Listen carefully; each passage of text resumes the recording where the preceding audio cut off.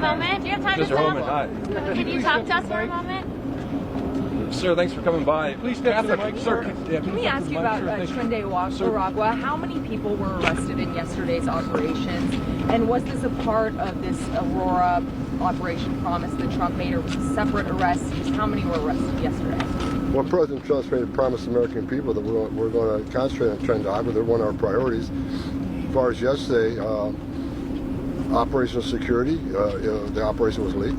And again, we're going to hold those people accountable once we find out what those leaks occurred. This isn't a game. When the operations get leaked like that, it puts our officers at great risk. It's already a dangerous job. We know TDA is dangerous. Everybody can agree to that. But when they get a heads up we're coming, it's only a matter of time before our officers are ambushed. And their job's dangerous enough. So we're going to address this very seriously. And look, I said from day one, we want to be transparent with the American people. We've invited numerous media outlets along. But right now, it's all about OPSEC, operational security. So we may have to stop the media ride-alongs because I'm not pointing the finger at them, but the less people that know about these operations, the safer it is for our agents. So we're looking at that right now. I'm talking to Colonel Levitt about the next steps on that. Sir, why was Chicago singled out in the lawsuit today against sanctuary cities? Look, sanctuary cities are sanctuary for criminals. I'm glad we got Pam Bondi running the DOJ now. Sanctuary cities are sanctuary for criminals. Make that clear. No, they want. These sanctuary officials say, well, we want victims and witnesses of immigration crime to be free to come to the police without fear of us working with ICE. That is such crap.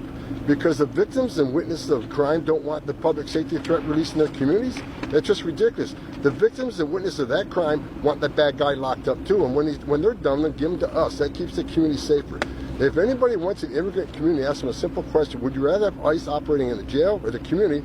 They're going to say they want us in the jail because these immigrant communities, many are here illegally, but they also are family people too. They don't want a predator in their neighborhood released back in the community. So we're going to hold sanctuary cities accountable. We're going to take them on and we'll take them to court.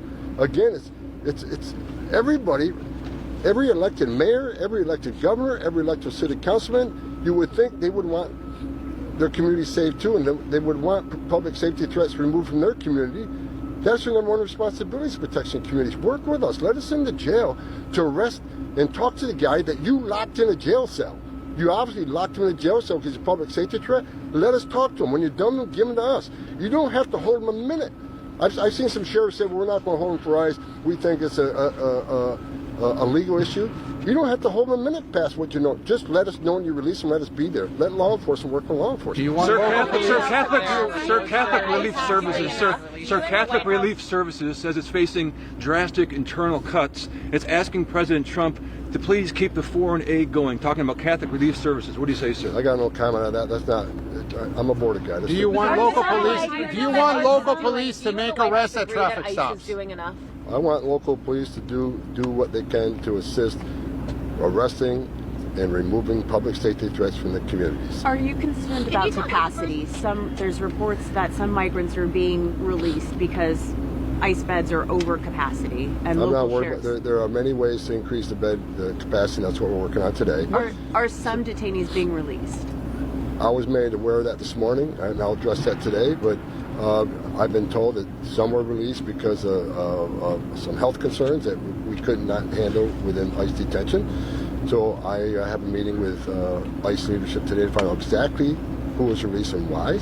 But the President made it clear, we're ending catch and release. 6% were released according to the press secretary yesterday. Does that go against the President's promise? I'm going to find out. Again, I just got back in town today. I heard about this morning, so I'll address that today. I'll have to get back to you on that. Can you trying to increase capacity? How many and what does that process look like? Look, we've had a migrant processing center at Gitmo for decades, so we're increasing our footprint there. It makes sense. I just got a question on migrant beds. That's going to be another place where we have up to 30,000 beds.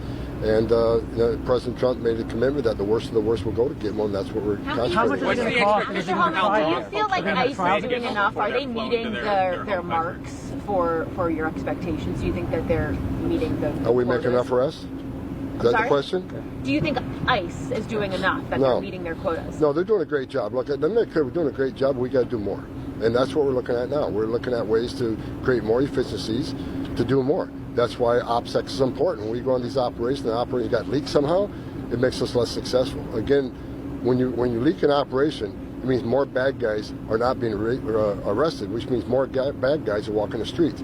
So as we address that, you're going to see the arrests increase. As the aperture opens up beyond criminals, you're going to see more arrests. I made it clear: if you're in the country legally, you're not off the table. ICE hasn't posted arrest. ICE hasn't posted arrest number in several days. Is that because arrests are down? I just want to. No, I think the arrest numbers. I looked at it. I just talked about it this morning. I think the arrests are right around over 11,000 so far since day one. On the interior, 11,000. But the most important thing, if you look at the border numbers, I mean, yesterday at 24 hours, there was less than 500 border arrests. And it wasn't too long ago we had 11,000 arrests a day under the Biden administration. We got less than 500. I've done this since 1984.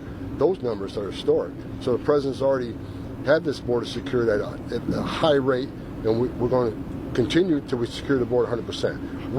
This administration under President Trump will finally have operational control of our southern border. Are you saying How the long leak will came from the detainees press, be or do you have any staying at- theories of where the leak originated from ahead of this operation? That's being investigated now.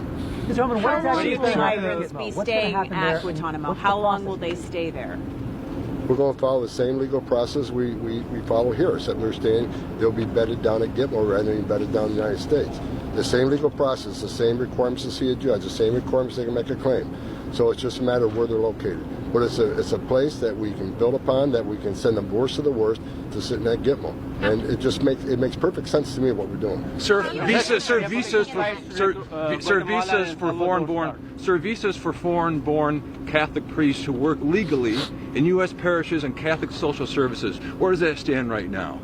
I do not know how to get back to you on that. Texas Governor Abbott has offered thousands of prison cells in Texas to house detainees. Do you plan to take them up on that offer, and also the 1,400 acres that they had offered for a detention center? Look, I met with hundreds of sheriffs. We were looking at, the contracts with sheriffs for their beds, which come at a reduced cost. The most expensive beds we have, the one the U.S. government owns. So we're looking at sheriffs across the country, and Governor Abbott made an offer yesterday. So we'll be looking at that. All cards on the table. We're looking for as many beds as we can get. We just got to hope Congress gives the funding to buy as many beds we need. And I know they're talking about that today. So hopefully we'll get a budget. We can increase the bed capacity. When do you think the deportation flights in Guatemala and El Salvador start after Rubio's 10,000 agreement? Mexican National Guard at the border. Do you have any idea what their mission is going to look like? It was part It's the same as the first Trump administration. They're going to help us secure the border. I mean, President Trump has made it clear Mexico has to help. Guarding their northern borders, it keeps Mexico safe too. But the president been clear that the border is going to be secured. While partnership with Mexico is very important, and having their people on the northern border, along with what Pete Hegseth has sent to the southern border along the border trace, it means a more secure border. We know the death threats and the violent threats being made by the cartels will help be diminished with the presence of our military, our Border Patrol Mexican military. It only makes sense. It helps secure the border and helps protect our officers and agents. Sir, I got to is the run. Pentagon